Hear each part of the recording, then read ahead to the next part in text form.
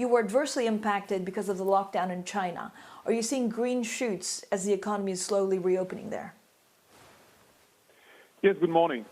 Yes, we had obviously a drop in the business, especially in February and March. But thanks to our strength in e-commerce, our business in China was all in all able to be even positive at the total of the first quarter with a plus 6%. So that's pretty remarkable.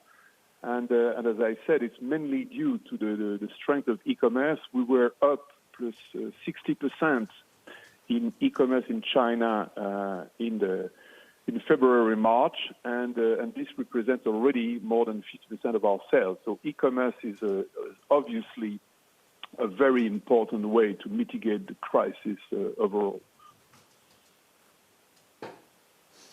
What does the reopening of China actually mean?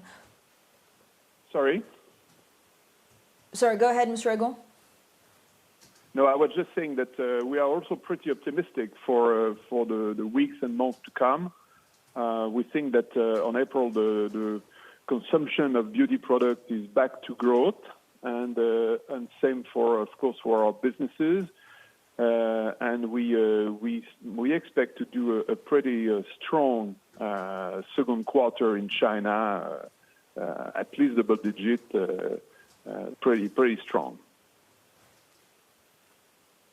Will the reopening of the Chinese economy be enough to offset what you're seeing in Europe and the US, the lockdowns here?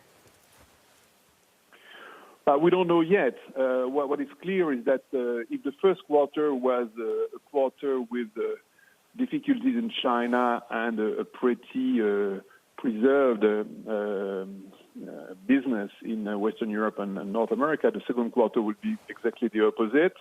At the same time, everything depends on how long the confinement measures will last, because obviously today what we are seeing is more a kind of supply crisis rather than demand crisis.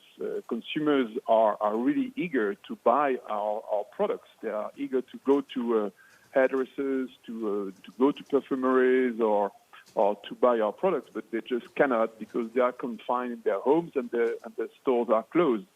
So this is very, very much linked, and this is a different type of crisis compared to what we have seen before. So when the lockdown measures will be ended, we believe that we will see a progressive bounce back of the consumption of our brands and products.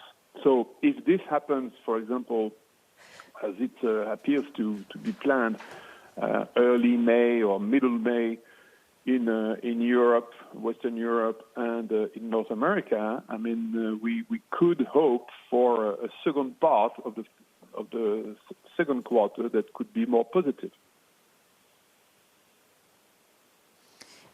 Overall, Monsieur Agon, because shopping centers, luxury shopping centers are closed, but supermarkets are open, are you looking and are you seeing a real shift in demand for what kind of products from L'Oreal people want? Like what brands are doing well? Is it more the consumer products?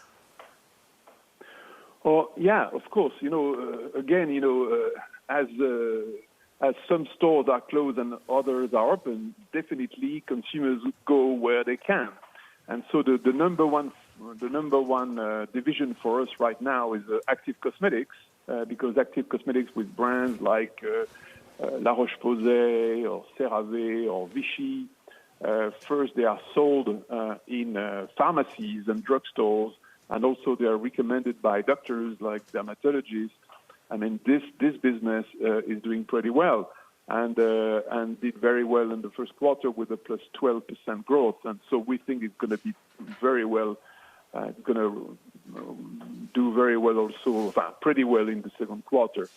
Also, the consumer division with brands like L'Oréal Paris, Garnier, and Maybelline selling the products in supermarkets, hypermarkets, everywhere. These stores are also open, and definitely this also will be protected. What will be more difficult until, again, the lockdown ends is the luxury products when perfumeries and drugstores are closed, or professional products as long as the hairdressers are closed. But I have seen some positive news regarding hairdressers because in many countries authorities understand very well that they cannot keep the hairdresser closed too long because people need to go back to their hairdressers. So I think salon will be probably the first to reopen after the end of confinement. Yeah, I know many people that would need a haircut right now. Do you see a resurgence, a pretty strong resurgence in terms of demand, for example, for hair dyes that you can buy in supermarkets? And again, how does that change your portfolio? Is it really just in the short term until the lockdown lifts? Or do you think there are going to be certain trends that will then have a legacy? Yeah, we are seeing right now a huge demand on hair color that you can do at home. It was even called by the CEO of Walmart a product of first necessity. It's very important products right now, and we are seeing some increase of plus 50% on the home hair color product that we sell, and we are by the way the number one by far manufacturer of hair color at home. So definitely, this is due to the fact that women cannot go to a hairdresser right now to do their color. I'm not sure it's going to last after because I'm pretty sure that consumers and women especially are so frustrated right now not to be able to go to see their salon that on the contrary, I think that when the salon will open again, women will understand how precious it is to go to a salon regularly, and it could in fact trend to a more visit and more traffic in salon afterwards.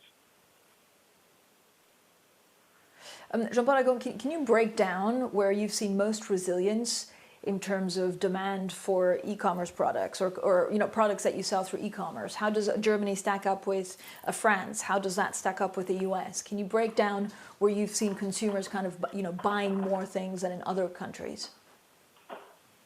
Yeah, e-commerce has been very strong. The growth of e-commerce has been very strong across the board, across all countries, and across all divisions, by the way, in the first quarter. The growth of our e-commerce business was plus 52% in this first quarter, and it was really across the board. It was plus 40% in North America. It was, of course, very strong in China with a plus 60%, but also in other countries like Latin America, everywhere. But then the question depends on how strong is the e-commerce in each of these countries, because the weight of e-commerce is very different from country to country.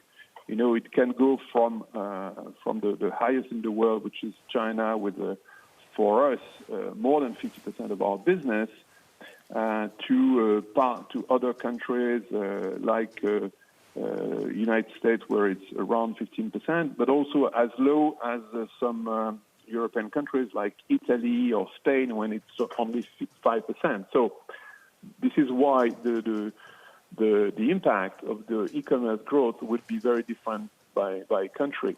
What is sure is that this crisis that obliges all consumers of all countries to shop on e-commerce, even those who never did before or very very little, will have an impact on the evolution of the channels after the end of the pandemic.